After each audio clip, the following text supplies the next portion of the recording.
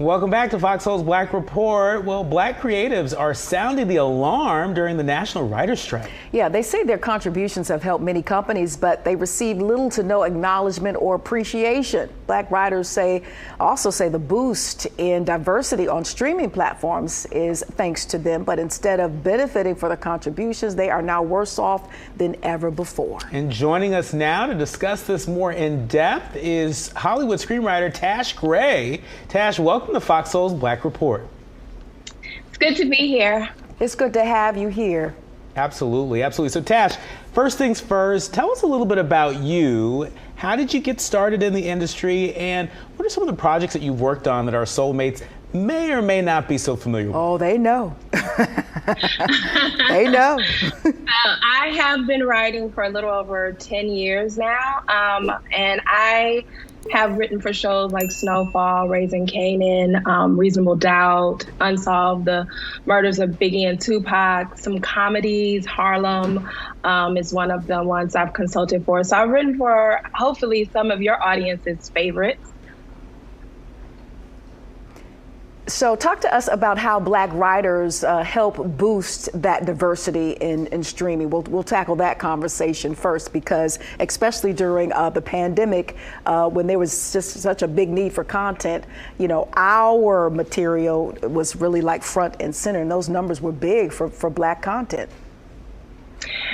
Yeah, I mean, what happened was, you know, we had a lot of time on our hands and we needed something to do. And so the streamers took advantage of all of that content that we had already banked, and they've been running and playing ever since. And, you know, what happens is, you know, the more things we consume, the more our appetite to consume goes up. And since as a part of this Black culture, we kind of set the trend and the waves and so forth. So, you know, most of the material from Snowfall to All American to Harlem, those shows were reviewed, you know, with much vivacious appetite. And as a result, more of those shows were being made as since 2020, or actually since 2017. Tash, so bring us up to speed in terms of the latest with the strike. What are some of the long-term goals for the strike, and help our soulmates understand what's at stake for Black writers if the WGA does not succeed in the strike? Well, I mean, what's at stake for all writers, specifically Black writers, because, you know, the writing force still doesn't reflect our community at large as far as the numbers. There are less Black writers than there should be. But when studios come up for air and realize how much money they've really lost, they're going to punish us all. And the first people fired are the last hired. So that will be a lot of Black writers. Right now, it's about devaluing our product. You know, we're in an industry where we're the only thing that they make money off of. You know, 95% of media is who we're striking against. Like, we're striking against the TV networks, the studios, you know, all of those places you watch your lovely shows. That's who we're saying, hey, you can't make $5 billion off of our product, and then we can't even make a living, where we have to work 2 and 3 jobs. And what happens is, for Black writers, we end up, you know, finding ourselves working on a show and also having another job, and that's not sustainable. And in 5 or 10 years, there'll be less Black writers as a result, because you can't have a family, you can't live in Los Angeles, which is required to write in this industry. You just can't survive. Yeah, and you spoke on some of the, you know, misconceptions, because prior to this particular strike, there might be a whole generation of folks who did not know that you all just weren't making enough to just sustain a basic living out there in one of the most expensive places to live, which is California. Second jobs, people falling behind on bills. They can't afford to properly feed and educate their children. Talk about, you know, some of those other misconceptions or any pushback that you all might have gotten for this strike. Well, the industry will tell you, any big company will tell you, we can't afford to do this. We can't afford to give you $1 more. And then you look at their quarter earnings and you're like, but your CEO made $60 million and your worker can't make minimum wage. That's inequity. That don't make sense. That's not going.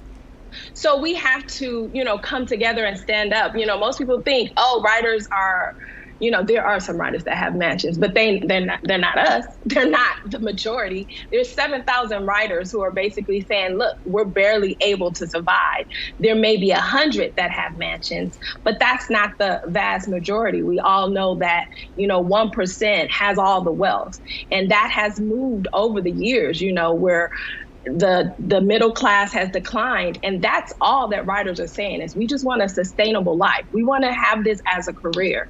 And it's not so much for me as it is for the next generation. Because 5-10 years from now, this won't be a sustainable living. So we have to come together, and it's solidarity. It's not just about writers. It's about the workforce. We're all fighting to, have a sustainable lives, from teachers to truck drivers to all of us. We want to be able to live and not just be making everyone else rich while we're, can't afford to buy eggs. I was just thinking the same thing, listening to Taj. I was just thinking the same thing, like everybody is in a fight, no matter what lane you are in. Yeah, there are a lot of fighting going out there. But I just want to pick up on something you said about solidarity. And we know just this past weekend at Boston University, there were a number of graduates, that responded to David Zaslav, the CEO of Warner, while he was giving the commencement address, and said, pay your writers, pay your writers. They started chanting and drowned him out while he was delivering his speech.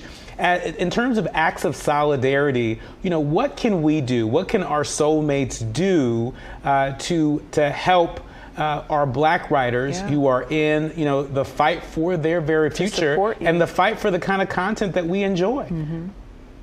Yeah, I saw that video and it warmed my heart. I was like, okay, we might be all right with this next generation, because a lot of them may even want to be writers. They're like, there won't be a job for us in 5 to 10 years because they'll use AI to replace us. And I think that's one of the biggest problems Black writers are going to have, is they're going to try to, their appropriation is already rampant, but they're now going to use machines to appropriate us and then get rid of us. And that's a problem. So in order to really have your voices be heard, you could do it the grassroots way, like they did at Boston University, and use your platforms to say you support writers, pay your writers, WGA strong as hashtags. You can also donate to the entertainment fund, which a lot of us will have to go to, because depending on how long we're on strike, we're not getting paid. Like, we're out.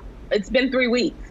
We're in week 4 right now, and that's no money. So a lot of it is just let your voices be heard. And if you know any writer, tell them you stand with them. If you don't know a writer, find one and tell them you stand with them, especially Black writers, because we will be the one most impacted when this strike ends. No doubt about that. There's no doubt. Yeah. A lot of our soulmates are standing with you. And so thank you for joining us. Yeah, Tash, great. Thank you so very much. We are definitely with you, and stay encouraged and inspired, because we need you in what you do, and we appreciate you. We'll definitely have you back to follow up and see how things play out.